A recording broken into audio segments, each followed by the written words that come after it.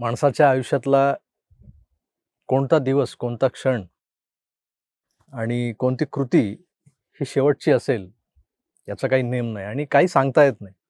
आता आपण काय करतोय, पुढच्या क्षणी काय होईल? याचा प्रत्यय आज सकाळी झोपेतून उठल्या-उठल्याच आला. बारामतीजवळ खाजगी विमानाला अपघात झाला आणि अजितदादा पवार यांचं त्या अपघातात दुःखद निधन झालं. याला दुःखद निधन म्हणताना हे अकाली, अपघाती असे शब्द जे त्याला जोडावे लागतायत ना, ते कुठेतरी असे मनाला चुटपूट लावून जातायत. आता तुम्ही म्हणाल अजितदादा पवार हे काही तुमच्या विचारसरणीचे नेते नव्हते आणि सर्वाधिक त्यांच्यावर टीका करणारा माणूस म्हणजे तू स्वतः आहेस. आणि आज त्यांच्या मृत्यूनंतर तातडीनं त्यावर बोलायला तूच आलायस.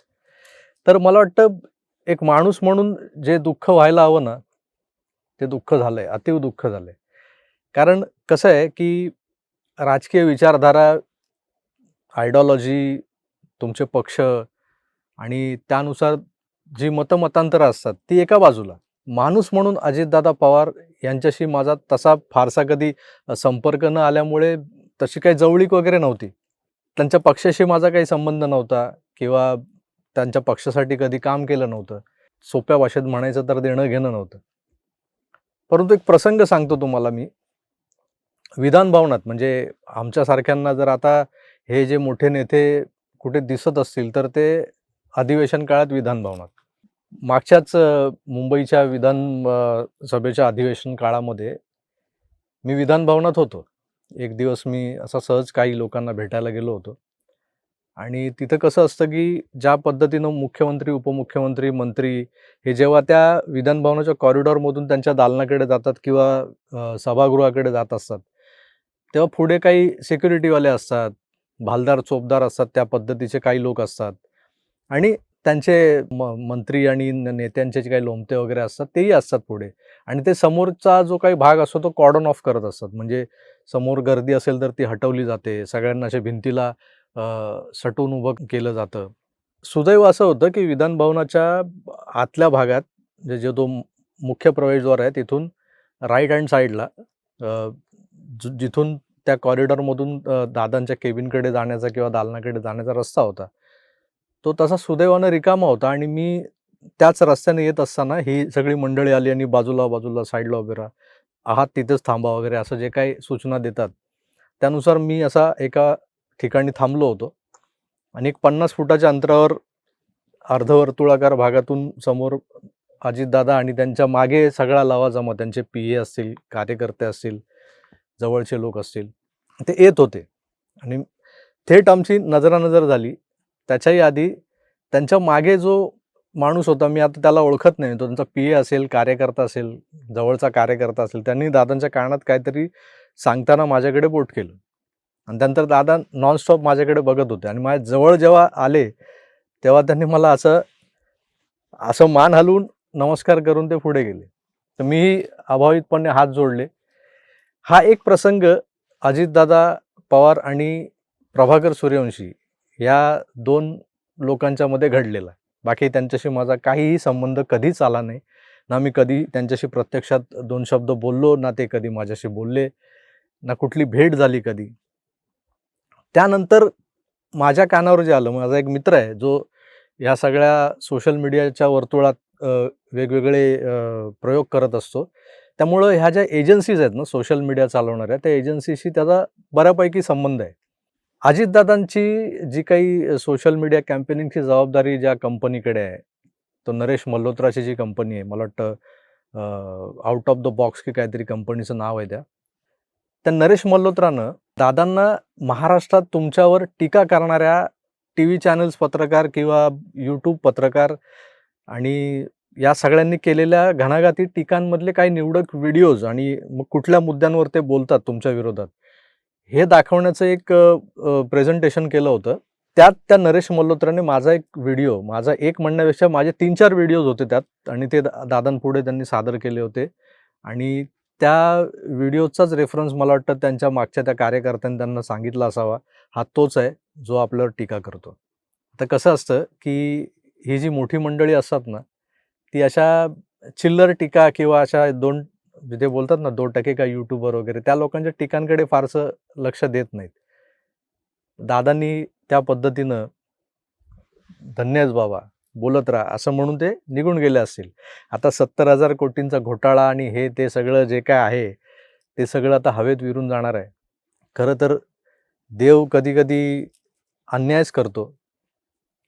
चुकीच्या माणसांना असा अवेळी अकाली बोलवून घेतो. तसंच काहीतरी घडलेलं आहे. आता या सगळ्या घटनेचा महाराष्ट्राच्या राजकारणावर काय परिणाम होणार यावर लोक आता रतीब घालतील टीव्ही चॅनल्सवर, मीडियामध्ये. आणि सातत्यानं आता दादांच्या या अकाली मृत्यूबद्दल जे काही बोललं जाईल ते ओघाओघानं येईलच पुढे. पण माध्यमं ह्याही सगळ्या गोष्टींमध्ये किती हरामखोरपणा करतात याचा एक नमुना आता घरून स्टुडिओत येईपर्यंत जे स्क्रोल करत होतो माझ्या मोबाईलवर तेव्हा बघण्यात आला. एका नामवंत दैनिकानं दादांच्या मृत्यूनंतर दादांनी किती संपत्ती मागे सोडली आहे किंवा काय झालंय, कसं किती कॅश आहे आणि किती मोठं घबाड आहे, याबद्दल चर्चा करायला सुरुवात केली. यांची पातळी किती नीचपणाची आणि ज्याला सरळ सरळ हरामखोरपणा म्हणतात ना, तो हरामखोरपणा करायलाही सुरुवात झालेली आहे. तर महाराष्ट्राच्या राजकारणावर होणाऱ्या परिणामाबद्दल दादांच्या अकाली जाण्यानं जे काही माझ्या नजरेत दिसतंय त्यावर मी बोलणारच आहे. सुदैवानं कसं आहे की अजूनही सदसद विवेक बुद्धी शाबूत असलेले महाराष्ट्रीयन जे आहेत ना, महाराष्ट्रातले जे जवळपास 90-95% लोक असे असतील महाराष्ट्रातले की ज्या याच्या सगळ्या गोष्टींचा जो विचार करताना तारतम्य बाळगतात, सारासार विचार करतात, सदसद विवेक बुद्धी वापरतात. आणि खरोखर मनापासून दुःख होतं जे मलाही झालंय. एक माणूस म्हणून एक उमदा माणूस जो त्याच्याकडे काम घेऊन जातो, ते काम होण्यासारखं असेल तर होय म्हणतो आणि होय म्हणाल्यानंतर आकाश पाताळ एक करून ते काम करून देतो, असा ज्याचा लौकिक होता. आणि जे होणार नाही असं काम असेल ते तोंडावर फेकून मारेल की जे होणार नाही, तू निघ. अशा स्पष्ट भाषेत जे कदाचित समोरच्याच्या मनाला लागतंही, जिव्हारी लागतं, असे खूप लोक मी ऐकलेत ज्यांनी दादांना शिव्याही घातल्यात. पण उगाच लोकांना नकली हास्य चेहऱ्यावर आणून आणि एक वेगळाच मुखवटा राजकारणाचा जो असतो ना चेहऱ्यावर लावून वावरणं या जगात, अशा मंडळींची भरमार असताना राजकारणात हा असा कुठलाही मुखवटा न घालता वावरणारा साधा, सोपा, सरळ माणूस, सरळ सोड ज्याला म्हणतो आपण, रोखठोक आज आपल्यातून असा अकाली जाणं पुढची किमान 20 वर्ष म्हणजे किमान 2 दशकं तरी अजितदादांच्या उमेदीची होती असं मी म्हणेन. आज त्यांचं वय काही असो, ते 60 पार केलेले असो, 60कडे झुकलेले असो, पण दादांचा स्टॅमिना, सकाळी लवकर कामाला सुरुवात करणं, त्यांचा कामाचा उरक, हे सगळं पाहता पुढची 2 दशकं दादांची होती. दादांच्या जाण्यानं जी पोकळी निर्माण झाली आहे ती सर्वसामान्य कार्यकर्त्यांना सर्वात जास्त बोचत असणार आहे. कारण महाराष्ट्रात आज जर कुठल्या राजकीय पक्षामध्ये जो सामान्य कार्यकर्ता असतो ना, त्या सामान्य कार्यकर्त्याला BSA सायकल, काळा घोडा सायकलवरून थेट उचलून स्कूटीवर बसवणारा आणि स्कूटीवरून उचलून थेट फॉर्च्युनरमध्ये बसवणारा जर कोणता नेता जर या महाराष्ट्रात असेल तर तो अजितदादा पवार होते. आणि त्यासाठी त्यांनी काय काय केलं यावर आम्ही बऱ्याचदा बोललोय, टीकाही केली आहे अगदी बोचऱ्या भाषेत. पण तो माणूस सच्चा होता. गरीबघराच्या पोराला नेता बनवणं, ज्याच्या बुडाखाली कधी काळी सायकल होती, साधी मोपेड होती, स्कूटर होती, त्याला फॉर्च्युनरचा आनंद घ्यायला मदत करणं, हात देणं आणि त्यासोबत स्वतःचा पक्ष वाढवणं, हे अगदी बेमालूमपणे करणारा हा नेता होता. अजितदादा अर्थमंत्री होते या महाराष्ट्राचे. अर्थसंकल्पीय अधिवेशन कदाचित काही महिन्यानंतर लागलंही असतं. तो अर्थसंकल्प सादर करण्याआधीच हा अनर्थ ओढवलेला आहे आणि त्यात महाराष्ट्राने एक चांगला माणूस गमावला आहे, चांगला राजकीय नेता गमावलेला आहे. मिश्किल होते दादा. वरवर असे ते तापट, रागीट, उर्मट, उद्धट वाटायचे. त्यांची भाषा तशीच ऐकणाऱ्याला ती सहज ती त्याच्या पचनी पाडायची नाही. पण पुण्याकडच्या लोकांना, पिंपरी चिंचवडकडच्या लोकांना विचारा की दादा बोलायला लागले की कसे कोपऱ्यातून हास्याचे फवारे फुटत होते. असा मिश्किल दादा आज आपल्यातून निघून गेलाय. भावपूर्ण श्रद्धांजली वगैरे हे शब्द वापरताना खरोखरच आज वाईट वाटतं. एक विरोधी पक्षातला म्हणजे ज्या माणसावर आम्ही सातत्याने टीका करत आलो त्या माणसाबद्दल अशा पद्धतीनं एखादा शोक संदेश किंवा वर्तमानपत्रात जेव्हा आम्ही काम करायचो, तेव्हा संपादक मृत्यूलेख लिहायला लावायचे. कोणी असा नेता वगैरे गेला की मग ते कसे मंत्री झाले, त्यांचा राजकीय प्रवास, त्यांची कारकीर्द, त्यांचा स्वभाव याबद्दल लिहावं लागायचं. बऱ्याचदा अनिच्छेने लिहिलं जायचं ते. आज खरोखरच ज्या माणसावर इतकी वर्ष टीका केली ना, त्या माणसाच्या जाण्यानं खरोखर हळहळणं काय असतं ते अनुभवलं आज सकाळ-सकाळी. आणि त्यातून जे काही स्फुरलं ते तुमच्यासमोर मांडलंय. मित्रो, या व्हिडिओचं मॉनिटायझेशन जे असतं ना, ते मी बंद करणार आहे.